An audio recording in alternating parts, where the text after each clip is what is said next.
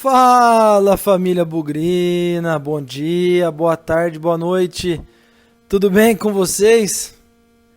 Não tem nem o que falar, né? Normalmente o Bugricast aqui a gente faz um pós-jogo, a gente elege o bola cheia, o bola murcha, faz o resumo do primeiro tempo, o resumo do segundo tempo, expectativa pro próximo jogo.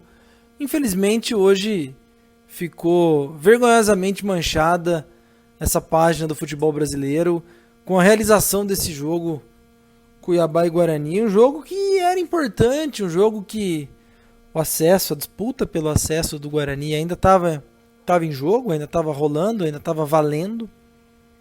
Só que, por uma série de motivos aí, todos eles relacionados ao Covid, o Guarani perdeu e muitos jogadores, hoje, né? Tô gravando depois do jogo, nessa quinta-feira, depois do almoço, quando veio a notícia que 6 jogadores testaram positivo, além dos que já estavam em Campinas, enfim, totalizando aí 17, 18, 16, já nem sei mais quantos jogadores com Covid. E no fim, quando a gente achava que não ia ter jogo, claro que tem jogo, né? Claro que tem jogo. E vamos tentar falar sobre isso, vamos tentar falar sobre essa partida que marcou, né, o fim do sonho do Guarani pelo acesso, mas que também tem algumas coisas administrativas, políticas, jurídicas importantes para a gente tirar, institucionais, para a gente tirar de lição desse jogo. Vamos lá, vamos tentar fazer alguma coisa aqui. Bugricast, o podcast da torcida bugrina. O comentário hoje sobre o jogo vai ser muito curto porque praticamente não teve jogo, né? Por mais que o Guarani tenha ido com 11 titulares e 2 reservas, e até conseguido, mandou uma bola na trave, teve um lance legal com o Bruno Sávio, uma tabelinha com o Murilo Rangel. A hora que o Guarani ficou com 10, realmente era questão de tempo para tomar a goleada, era questão de tempo. Poxa, um garoto, quarto goleiro, 19 anos, entrou numa fria. Não dá pra culpar nenhum jogador hoje. Eu não consigo culpar nem o Cristóvão. Eu não sou fã do futebol dele, mas ele não teve escolha ali, né? O Guarani tomou um contra-ataque, ele era o último homem, acabou fazendo a falta e foi expulso. Não tinha opção, não tinha alternativa. Talvez matar da jogada mais cedo, talvez. Mas não tem como criticar os jogadores hoje. Gente com cãibra, gente voltando de Covid, como o Pablo. Marcelo, até a rodada passada, jogou poucos minutos porque estava com Covid também. Eric Daltro também com cãibra. Então, assim, o Guarani foi a campo com aquilo que tinha. Não é nem falar com o que tinha de melhor, com aquilo que tinha de possível. E tentaram, os jogadores tentaram, defenderam nossas cores, defenderam nossa camisa. E não dá pra gente fazer nenhum tipo de crítica, nenhum tipo de avaliação, porque com 10 minutos de jogo acabou. O Cuiabá foi pra cima pra resolver, fez os gols que precisava, fez 4-0, poderia ter sido mais também, tirou um pouco de pé no segundo tempo, mas eu realmente não consigo criticar jogador nenhum. Quero parabenizar até alguns deles, porque acabaram o jogo exaustos, acabaram o jogo cansados. Não tem como a gente imaginar que na condição de atleta profissional o que aconteceu hoje é digno de profissionalismo. Foi muito mais. Hoje foi quase que uma paixão pelo esporte. Quase por uma abnegação desses caras que fizeram aquilo que foi possível. Então, hoje não vamos falar de performance, desempenho, campeonato. A única coisa que a gente tem a lamentar é que o sonho do acesso acabou. A gente tem a lamentar que o Guarani chegou para esse jogo contra o Cuiabá com chance, brigando, podendo ganhar o jogo e voltar para a briga do acesso, mas, diante de todos esses acontecimentos, o jogo acabou. Então o Bugricast de hoje ele vai ser mais voltado para tudo aquilo que atrapalhou esse jogo, para tudo aquilo que, principalmente, na minha opinião, aí, são os responsáveis por isso ter acontecido. Foi uma vergonha. Não uma vergonha dos atletas, mas uma vergonha do futebol brasileiro que aconteceu nessa quinta-feira lá em Cuiabá. E o Cuiabá não tem nada a ver com isso, o adversário não tem nada a ver com isso. Mas para o futebol foi uma vergonha o que aconteceu.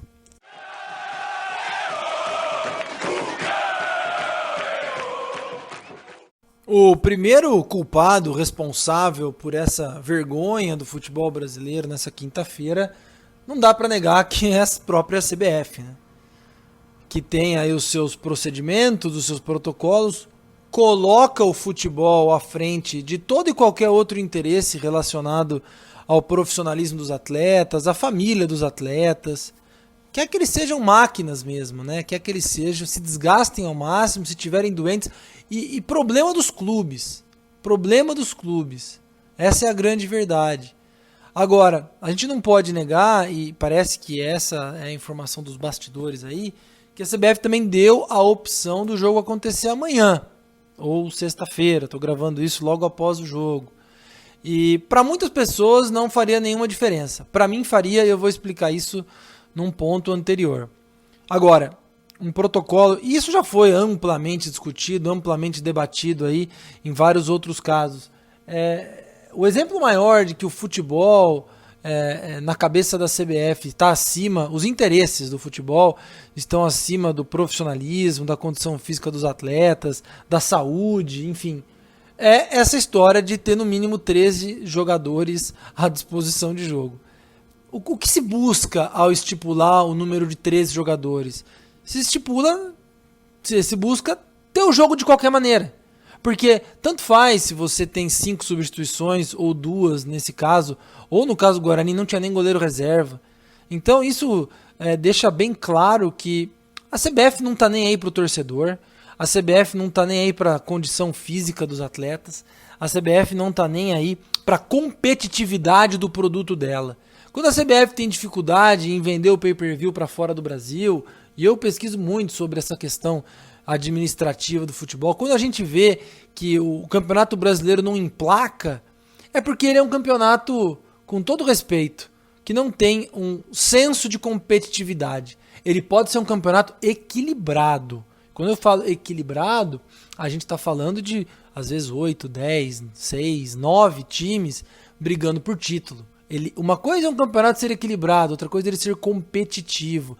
Competitivo permite que outros times possam surpreender, que a distribuição de dinheiro entre os clubes não seja tão desorganizada como é na Série A. Mas a verdade é que a CBF vende muito mal o seu produto. E ficou muito claro a partir desse protocolo e a partir desse episódio lamentável na vida do Guarani, que a CBF não está preocupada em vender o seu produto fora do Brasil, não está preocupada em dar competitividade para esse campeonato. Está preocupada com seus próprios interesses, e vamos ser bem sinceros, como boa parte do brasileiro. Como boa parte do brasileiro que não consegue ser solidário. Eu, durante a tarde, cheguei a comentar, e se o Cuiabá não entrar em campo? Eu acho que não tem nada a ver com isso. Mas a gente viu uma cena que é incomparável do ponto de vista humano. Lá na Europa, num jogo, acho que do campeonato francês, da Liga da UEFA, não sei, um árbitro ofendeu um jogador do time do Neymar ou do adversário do Neymar. Gente, eu não ligo muito futebol fora do Brasil, tá? Com palavras racistas. E os times saíram de campo em solidariedade. O que aconteceu? Isso é um crime, é uma coisa muito pior. Mas houve um senso de solidariedade ali. Eu até pensei, poxa, será que de repente o Cuiabá fala, não vamos jogar hoje não, vamos fazer... Ou a própria CBF podia falar, em prol da competitividade, do brilho desse campeonato, vamos fazer esse jogo em outra data. Mas ninguém tá nem aí, cara. Ninguém tá nem aí pro que acontece com a vida das pessoas e com o futebol. Então, não dá para ignorar a responsabilidade da CBF em todo esse processo, nessa partida lamentável lá em Cuiabá. Eu vou terminar esse pós-jogo aqui para que a gente faça uma reflexão. Quando a gente... E eu me incluo nessa, hein? Enquanto a água não bateu na nossa própria bunda e a gente não foi a vítima grave da situação, a gente não deu a dimensão correta do tamanho do problema que isso poderia ser. Se a gente pensar que lá na primeira rodada nós jogamos contra o CRB e de certa forma teve gente feliz porque o CRB tinha muitos desfalques por conta de Covid... E isso aconteceu em outros jogos também, eu não me lembro quais. Agora chegou a hora da nossa vez de sentir a dor que é ser prejudicado pela realização de uma partida, pelo não adiamento de uma partida. Então, que esse fato que chegou na nossa porta, que chegou na nossa realidade, sirva também de lição para a gente não querer enfrentar os adversários cada vez mais enfraquecidos por fatores externos. Se tiver jogador suspenso, se tiver jogador lesionado, faz parte. Agora, surtos, esse tipo de contaminação, a gente nunca pode torcer para que aconteça com alguém e a gente nunca pode relevar. E eu faço esse último comentário porque o Guarani se vangloriou muito no começo da pandemia dos seus protocolos de segurança, de contar com o time completo quando os adversários não estavam, o que foi uma decisão acertada, mas de uns tempos para cá, me parece que essa preocupação ficou de escanteio. Nos vídeos das chegadas dos jogadores do Guarani, não era incomum ver gente sem máscara. Não era incomum ver jogadores expostos. E assim, eu não estou culpando aqui, eu não estou tentando achar quem foi responsável pela contaminação, mas a gente tem que entender que, primeiro, a gente não pode torcer para que os outros se ferrem, que os outros se contaminem, que os outros tenham problema. A gente tem que se preocupar com o nosso, fazer a nossa parte e ganhar os nossos jogos. E é nessa de se preocupar com a gente, nós temos que ser diligente, dia após dia, noite após noite, em fazer a coisa certa o tempo todo. Jogar dentro das regras, jogar dentro das condições e tirar o melhor disso. Então me preocupa a forma como o Guarani conduziu muito bem no começo e talvez um pouco mais permissivo agora no final. Afetou o nosso time de futebol, gente. Afetou uma das coisas que a gente mais ama na vida. Mas a gente não pode esquecer que o que aconteceu com o Matheus Ludic, com o Bidu, com o David, os jogadores recentemente contaminados, pode acontecer com a nossa família. Pode acontecer com o nosso pai, com a nossa mãe, em grandes encontros familiares. Felizmente, nenhum jogador, nenhum atleta teve aí necessidade de atendimento hospitalar e tudo mais. Mas chegou mais perto ainda da gente. Para aqueles que, no meu caso, não tiveram episódios na família, faça uma reflexão. Pode acontecer com cada um de nós. Hoje aconteceu com o nosso time de futebol. E que isso possa ser um alerta para os dias daqui para frente, que nós estamos longe de ter vencido tudo isso. Tá bom? O acesso acabou. O sonho da Série A acabou.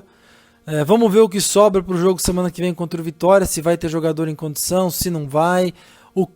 Quais serão os desdobramentos dessa partida contra o Cuiabá, porque a imprensa está caindo pesado. Vamos ver. E continuamos firme. Agora pensando no Paulistão, sem nunca esquecer que na vitória ou na derrota, hoje sempre Guarani. Avante, avante, meu bugre, que nós vibramos por ti. Na vitória ou na derrota, hoje sempre Guarani.